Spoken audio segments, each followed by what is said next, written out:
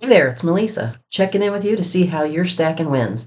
And how's it going? Are you stacking those wins? Are you working your way up, reaching those goals? I hope so. You know, you should have short-term and long-term goals in case you didn't know.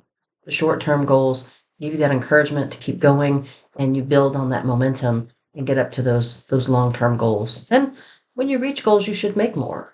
Keep having something to reach for, something to dream for. So, how are you stacking your financial goals? Let's talk about finances here for a minute because, finances are important. And if you want to be able to retire or fund your business or things of that nature, you have to have some kind of plan in place.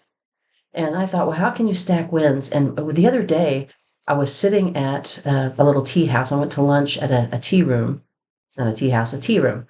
And the food is delicious there, but it occurred to me how people reuse things, repurpose things, save money because it's business. And I ordered a soup and salad.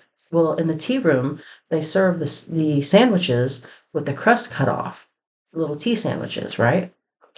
Well, they use those crusts to make the croutons for the soup. So when you get your soup, you get this little teacup and it's filled with the long pieces of crust that they cut off the sandwiches. What I thought was really cute and a good way. I mean, it was efficient. I mean, they didn't chop it up into small croutons like you would normally see on a salad. They had crouton sticks, so it made sure they didn't waste the bread crust.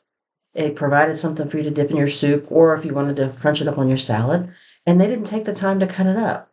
It was efficient. So how can we be efficient with things that we're doing, in our lives or, in our finances especially? And I got to thinking about that and how can I look at my portfolio or my savings habits or whatever. So I don't know if anybody has thought about this, but what I'm going to do, and this is what works for me, but I started thinking about how I have a Roth IRA. And so on a Roth IRA, you pay the taxes on your money up front, you put it in your IRA, and then later on, when you take the money out, you don't have to pay taxes on it, on any of the dividends, on any of the earnings. It's tax free forever. So I started to really look at my portfolio and I said, wow, let me do this to stack my financial success down the road because we have, short and long-term goals.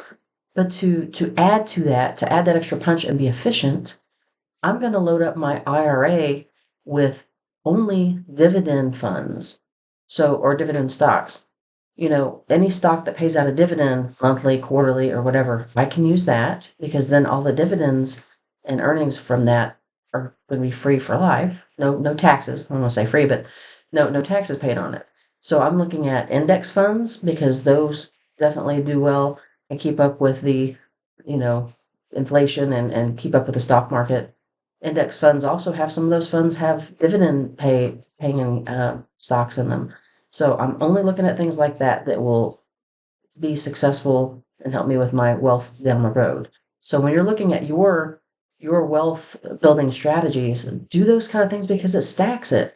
You're putting things into your IRA, you're taking advantage of that, and then you have something else additional that's going to be tax free. Not only may the stock or the funds grow in value, but the things that you're getting, the earnings, the dividends you're getting will also be tax free. So any chance that you can use that to stack and be more efficient, it's just going to help you later on. So that was some of my thoughts for my stacking ideas this week. So if you have any good ideas, drop them in the comments. I look forward to hear what y'all are doing, and I hope this was helpful. I'll see you on the next one.